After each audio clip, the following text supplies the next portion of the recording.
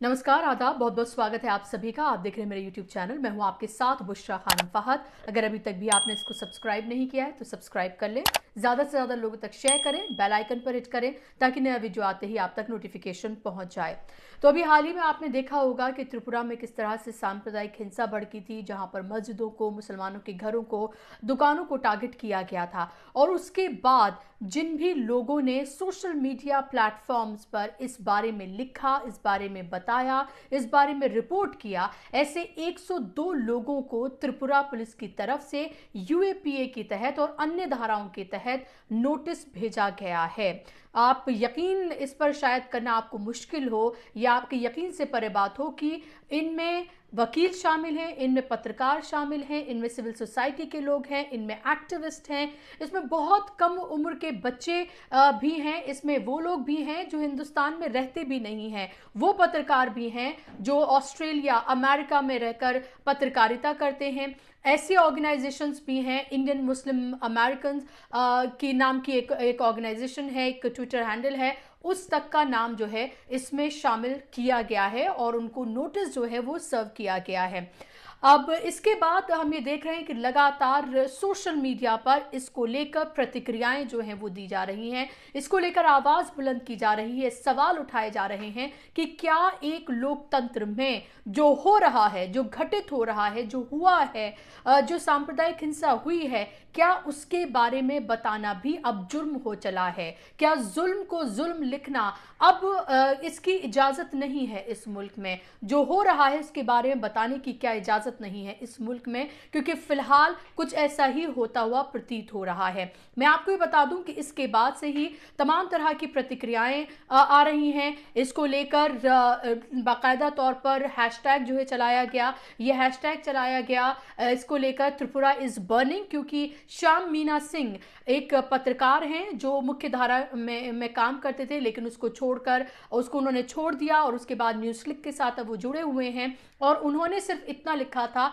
Tripura is burning, यानी कि त्रिपुरा जल रहा है। और सिर्फ इस लाइन को लिखने की वजह से उन्हें ये यूएपीए के तहत ये नोटिस जो है वो भेजा गया है। और जाहिर सी बात है अब इसके बाद तमाम कानूनी प्रक्रिया उन तमाम लोग जो हैं वो शुरू करेंगे जिनको ये नोटिस सर्व किया गया है। बहुत सारे लोग जाहिर सी बात है इसको लेकर एंग्जाइटी में भी होंगे, इसको लेकर परेशान भी होंगे और इसको लेकर अब सवाल जो है पूछे जा रहे हैं। इससे पहले मैं आपको ये बताऊं कि नेताओं ने किस तरह के रिएक्शंस को इसको लेकर दिए हैं, क्योंकि कल हमने देखा कि जब कुछ ट्विटर हैंडल्स की तरफ से कैंपेन चलाई गई और सवाल पूछे गए कुछ नेताओं को बाकायदा तौर पर इसमें टैग करके, तो उन्होंने इसको लेकर जवाब भी दिया है। लेकिन उससे पहले मैं आपको बता दूं कि त्रिपुरा को लेकर एडिटर्स गिल्ड जो है उनकी तरफ से भी एक लिखित बयान जारी किया गया है। तो उन्होंने उसमें लिखा गया, इसकी हेडिंग में आपको पढ़ के सुनाती है। त्रिपुरा पुलिस ध्यान भटकाने की कोशिश कर रही है। एडिटर्स गिल्ड ने 102 सोशल मीडिया यूजर्स पर यूएपीए के तहत केस दर्ज होने की निंदा की है।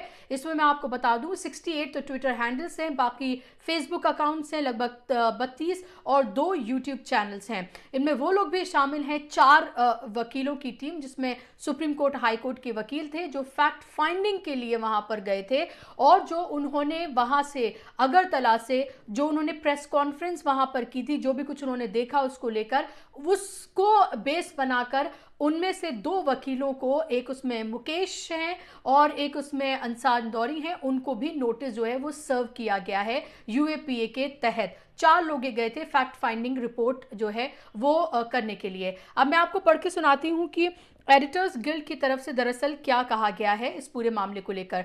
एडिटर गिल्ड्स ऑफ इंडिया ने त्रिपुरा पुलिस द्वारा पत्रकारों सहित 102 सोशल मीडिया यूजर्स के खिलाफ गैर कानूनी गतिविधि रोकथाम कानून यानी कि यूएपीए के तहत कार्रवाई की निंदा की है। गिल्ड ने एक बयान जारी कर कहा है कि सरकार सांप्रदायिक हिंसा की घटनाओं पर रिपोर्टिंग और लिखे जाने को दबाने के लिए इस तरह के सख्त कानून का इस्तेमाल कर रही है। तो साफ तौर पर यहां एडिटर गिल्ड्स की तरफ से कहा गया है कि जो लोग लिख रहे हैं और जो लोग इसको रिपोर्ट कर रहे हैं, दरअसल उन आवाजों को दबाने के लिए यह किया जा रहा है। एडिटर गिल्ड्स ने कहा कि पत्रकारों के खिलाफ पुलिस की कार्रवाई काफी आश्चर्यजनक है। बयान के मुताबिक ये कार्रवाई त्रिपुरा सरकार द्वारा बहुसंख्यक हिंसा को नियंत्रण करने में अपनी विफलता से ध्यान हटाने की एक कोशिश है। यानी कि जो बहुसंख्यक समाज की तरफ से जो हिंसा वहां पर की गई थी, जो वीएचपी की तरफ से जो रैली वहां पर की गई थी, उसको नियंत्रण ना कर पाने में अपनी विफलता से हटाने के लिए ये सब कुछ किया जा रहा है, ये एडिटर्स गिल्ड की तरफ से कहा गया है। राज्य पुलिस ने कई सोशल मीडिया प्लेटफॉर्म्स को यूएपीए के तहत नोटिस भेजा है। ये कार्रवाई कुछ दिनों बाद हुई है जब पुलिस ने दिल्ली के कुछ वकीलों के खिलाफ यूएपीए के तहत जो है वो केस दर्ज किया था। एडिटर गिल्स ने आगे लिखा है कि एक पत्रकार श्याम मीना सिंह ने आरोप लगाया है कि उन्हें सिर्फ त्रिपुरा जल रहा है ट्वीट करने पर यूएपीए के तहत नोटिस भेजा गया है। यह खतरनाक ट्रेंड है। आगे उन्होंने लिखा है जहां पर इस तरह के कठोर कानून का इस्तेमाल सांप्रदायिक हिंसा के खिलाफ रिपोर्ट करने और विरोध दर्ज करने पर हो रहा है, जहां जांच और जमानत आवेदनों की प्रक्रिया जो है काफी कठोर मनमाने ढंग से जो है वो की जा रही है। और ये भी एडिटर गिल्स जो है उन्होंने मांग की है कि राज्य सरकार पत्रकारों और सिविल सोसाइटी कार्यकर्ताओं को सजा देने के बदले हिंसा की परिस्थितियों की निष्पक्ष रूप से जांच करे।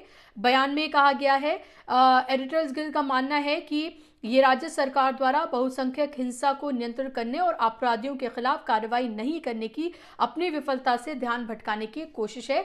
ऐसी घटनाओं पर जो रिपोर्टिंग कर रहे हैं उन्हें दबाने की कोशिश जो है वो की जा रही है, ये कहा गया है एडिटर्स गिल्ड की तरफ से। और कई पार्टियों के जो लीडर्स हैं उनकी तरफ से भी इसको लेकर ट्वीट किया गया। उनमें ट्वीट करने वालों में सबसे पहले राहुल गांधी हैं, क्योंकि वही राहुल गांधी वही लीडर हैं जब त्रिपुरा में जब ये हिंसा हुई थी उसके बाद भी सबसे पहले उन्होंने ही ट्वीट किया था। और उसके अलावा और किसी भी लीडर ने इस तरह से ट्वीट नहीं किया था जैसे राहुल गांधी ने किया था। अब फिर से राहुल गांधी वो पहले शख्स थे जिन्होंने ट्वीट किया। उन्होंने लिखा, pointing out that Tripura is burning is a call for corrective action, but BJP's favorite cover-up tactic is shooting the messenger. Truth can't be silenced by UAPA. ये कहा है राहुल गांधी ने। और जिग्नेश मेवानी ने लिखा है, Tripura is burning but its government is busy in a witch hunt of young Muslim voices. Despicable behavior. I hope someone puts sense in Bipul Dev's mind.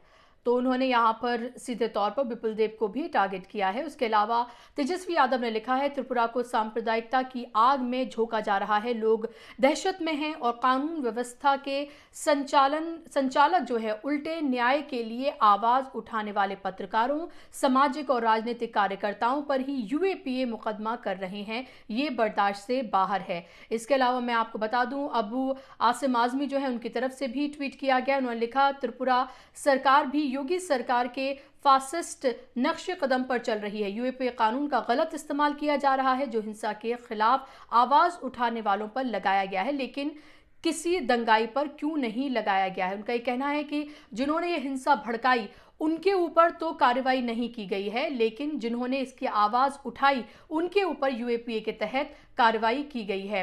अब सवाल इसमें यह भी उठता है, और इसके अलावा ये भी एक अहम बात है। इससे पहले मैं आपको आगे बताऊं कि कांग्रेस की तरफ से, यूथ कांग्रेस की तरफ से एक ट्वीट किया गया है और ट्वीट करके कहा गया है कि जितने भी लोग, जिनको 102 जो लोग हैं जिनको यूएपीए के तहत जो है वो नोटिस भेजा गया है, उनके लिए उन्होंने कहा है कि वो लीगल हेल्प जो है वो दी जाएगी यूथ कांग्रेस की तरफ से जिनको भी इसकी ज़रूरत है। और बाकायदा तौर पर उन्होंने अपना मेल आईडी नीचे दिया है कि जिन लोगों को भी लीगल हेल्प की ज़रूरत है वो लीगल हेल्प जो है वो यूथ कांग्रेस जो है वो करेगी, कांग्रेस की ही जो विंग है। लेकिन सवाल ये उठता है, कुछ चेहरे जिनको लेकर सवाल उठाया जा रहा है, जिन्होंने अब तक इसको लेकर जब हिंसा भड़की तब भी ट्वीट नहीं किया, अब 102 लोगों के ऊपर यूएपीए के तहत नोटिस जो भेजा गया है उसको लेकर भी ट्वीट नहीं किया है। उसमें अखिलेश यादव की बात मैं करना चाहूंगी, क्योंकि अबू आसिम आजमी ने तो किया है लेकिन अखिलेश यादव ने नहीं किया है। आप याद रखें कि तेजस्वी यादव ने किया, राहुल गांधी ने किया,